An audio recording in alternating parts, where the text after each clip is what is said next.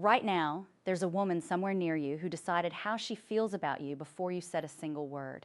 Maybe it was this morning, in line for coffee. Maybe it was last week, across a crowded room at a friend's birthday. You didn't notice the moment it happened because it wasn't loud. It wasn't a look or a rejection you could point to. It was quieter than that. And that is why you missed it. Most men are trained to watch for obvious signals. A woman's interest almost never announces itself that way. It moves underneath the surface, and by the time you're close enough to speak, she has already answered a question you didn't know she was asking. There is one signal, one specific thing about how you carry yourself, that decides more about her interest than anything you say.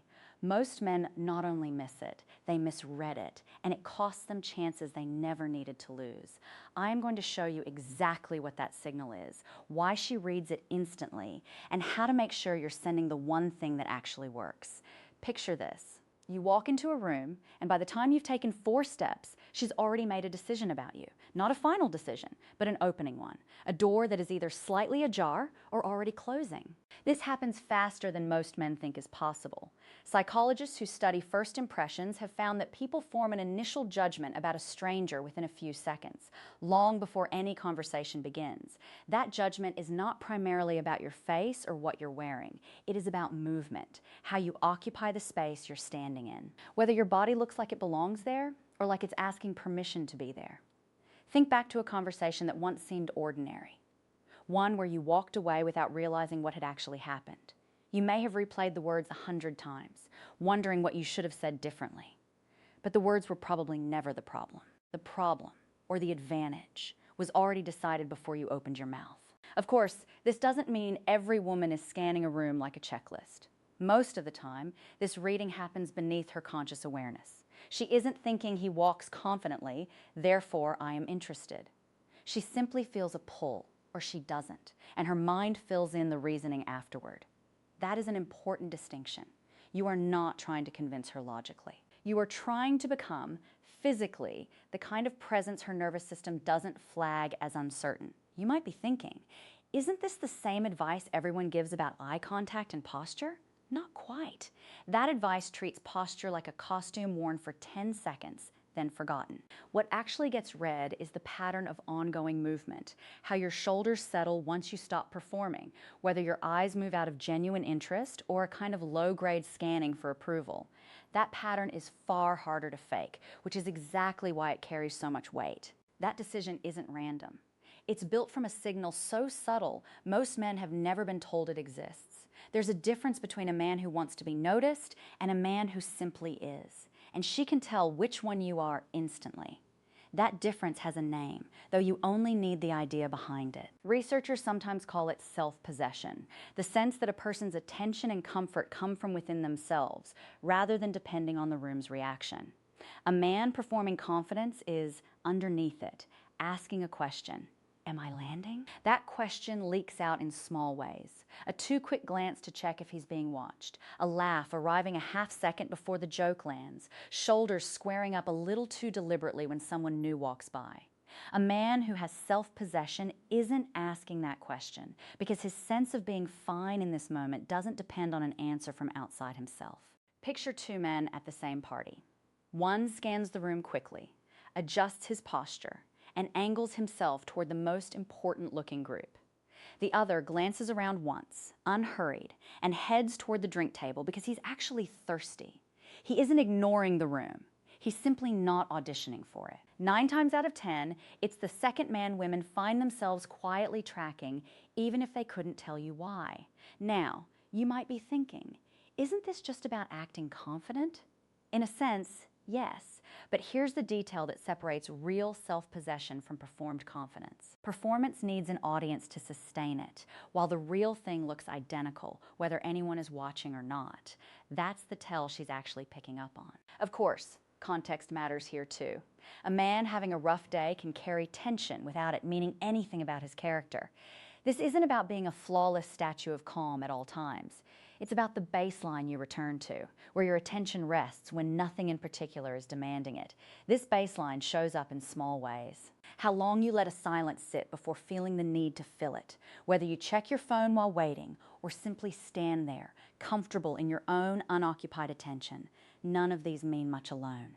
Together, they form the signature of a man who isn't waiting for permission to exist in the room he's standing in. But knowing the signal isn't enough, because what happens in the next 90 seconds decides everything. Most men lose her interest in the first 90 seconds, and they never even realize it happened. This is the part almost nobody talks about, because it doesn't look like failure from the outside. There's no awkward silence, no obvious rejection. The conversation continues, sometimes for several more minutes, but something has already shifted. And if you know what to watch for, you can feel it happening in real time. Here's what's actually going on underneath. When a conversation opens, a woman's attention operates a little like a spotlight, bright, focused, and genuinely curious about where this is going. That spotlight is expensive to maintain. It takes real mental effort to stay fully present with someone new. What keeps that spotlight on you is not more information about yourself. It's the quality of the exchange, whether the pacing feels alive, whether there's room for her to actually participate, or whether the conversation has quietly turned into a monologue with occasional pauses for her to nod. This is where most men go wrong without meaning to. Nervous energy has a specific effect. It speeds people up. Faster talking, quicker questions, less room between sentences. From the outside, it can look enthusiastic. From her side, it often feels like being handed something she has no time to hold. You might be thinking, but what if I run out of things to say? That fear is exactly what causes the rushing in the first place, filling every gap because silence feels dangerous. Here's the detail that changes everything. A short pause after she speaks, before you respond, does not read as awkward. It reads as someone who is actually listening rather than waiting for his turn to talk. Try it in your next conversation and watch what happens to her energy in return. There's also a pacing signal specific to questions, a string of rapid-fire questions. Where do you work? Where are you from? Do you come here often? Can feel less like curiosity and more like an interview. One well-placed question, followed by real interest in the answer she gives, does more work than 5 questions stacked on top of each other. Think about the last time someone actually listened to your answer instead of waiting to ask the next question. You remember how that felt, like the conversation had room in it. That is what most women are quietly evaluating in those first 90 seconds, whether or not they'd name it that way. Not whether you're interesting on paper, but whether talking to you feels spacious or feels like being processed. This is exactly where the phrase, "she's not interested," gets misunderstood.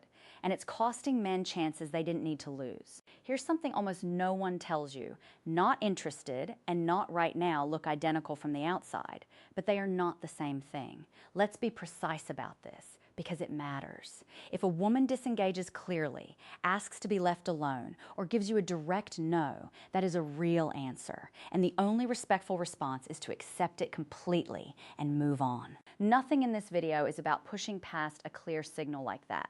What we're talking about here is something different. The far more common situation where her response is genuinely ambiguous, and men default to reading ambiguity as rejection when it isn't always that simple. Picture a woman at a bar with 2 friends. A man approaches, and she gives short answers, checks her phone once, glances back toward her friends. He walks away, concluding she wasn't interested. But there's another explanation that fits the same behavior just as well. She's distracted by a conversation her friend was mid-sentence in, she's slightly self-conscious being approached in front of people she knows, or she simply needs a minute to shift her attention from one context into another. Behavioral researchers who study social interactions describe this as situational guardedness, a temporary state caused by context, not a fixed judgment about the person in front of her. It resolves the moment the context changes. Genuine disinterest, on the other hand, tends to stay flat no matter what you do. Her energy doesn't warm even slightly, her body stays angled away, and there's no returning engagement even after a natural pause in the conversation. The practical difference comes down to trajectory rather than any single moment. Situational guardedness tends to soften gradually. Her answers get a little longer. Her eyes come back to you a little more often. The phone stays in her pocket a little longer each time. Genuine disinterest, by contrast, doesn't soften. It stays exactly as closed in minute 5 as it was in minute 1, regardless of what you say or how you say it.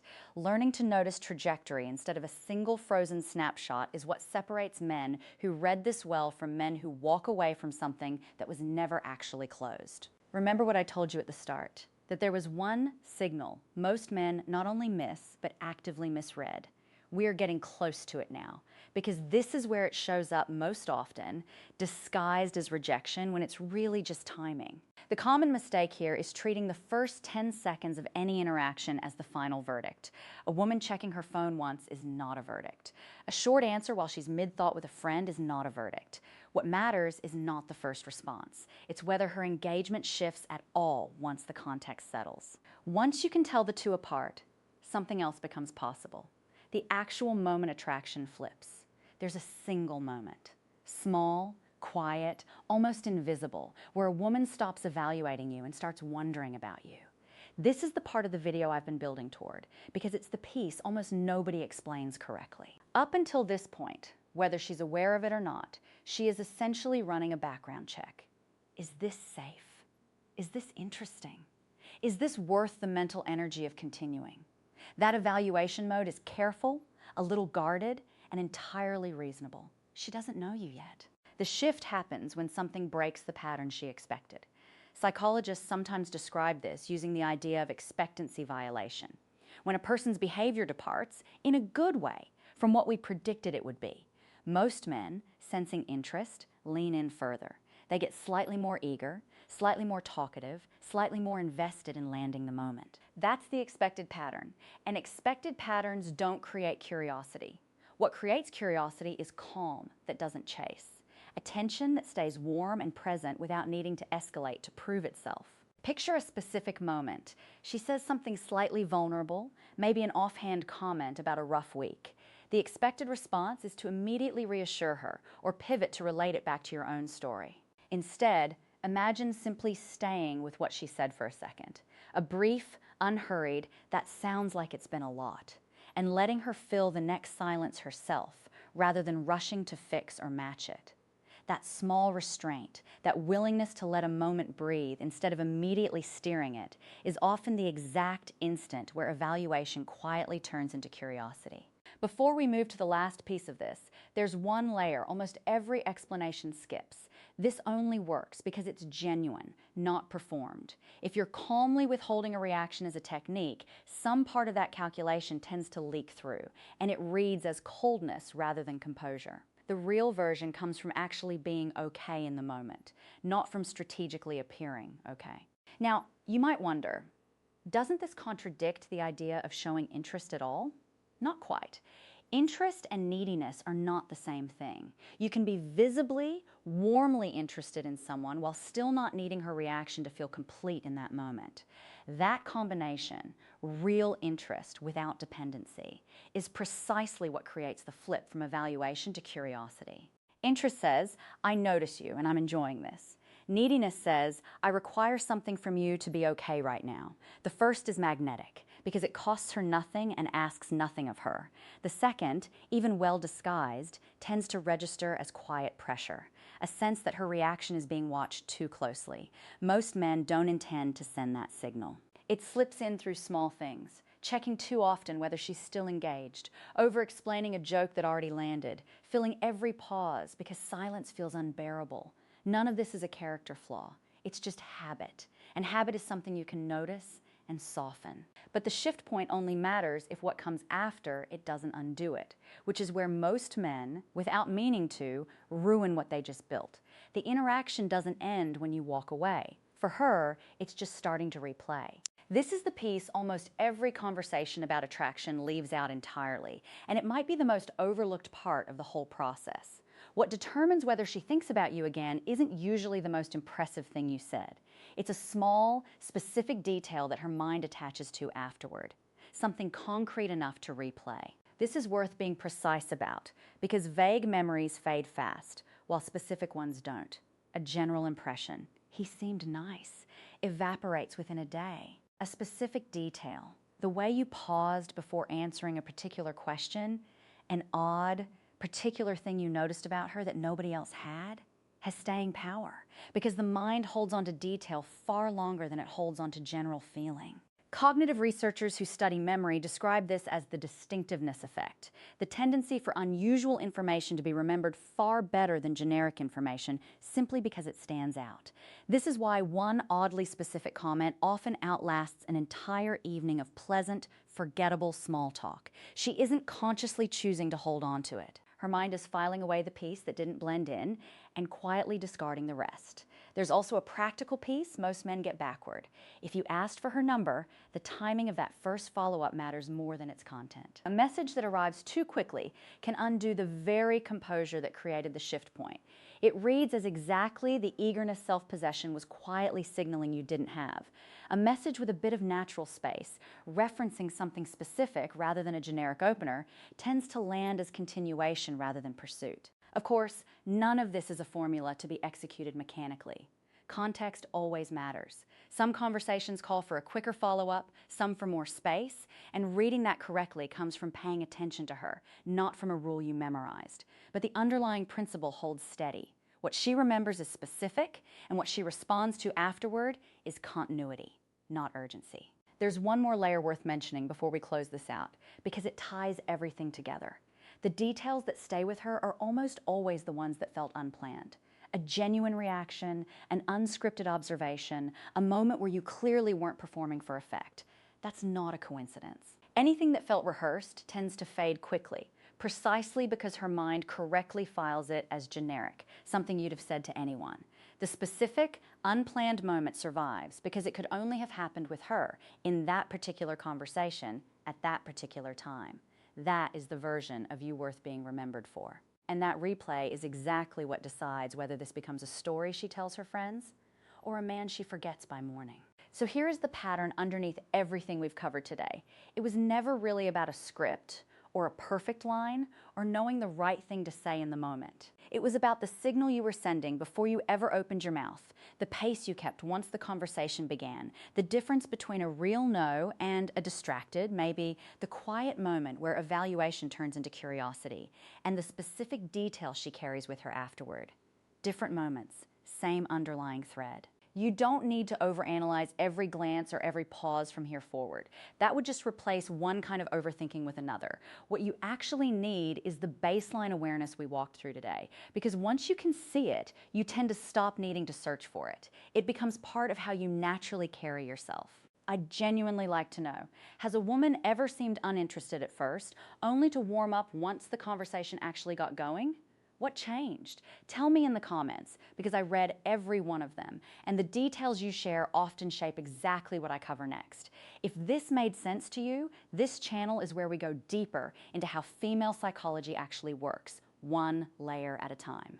Next time, I'll show you the exact words that keep her interested long after the first conversation ends, because sparking interest and holding on to it are two very different skills.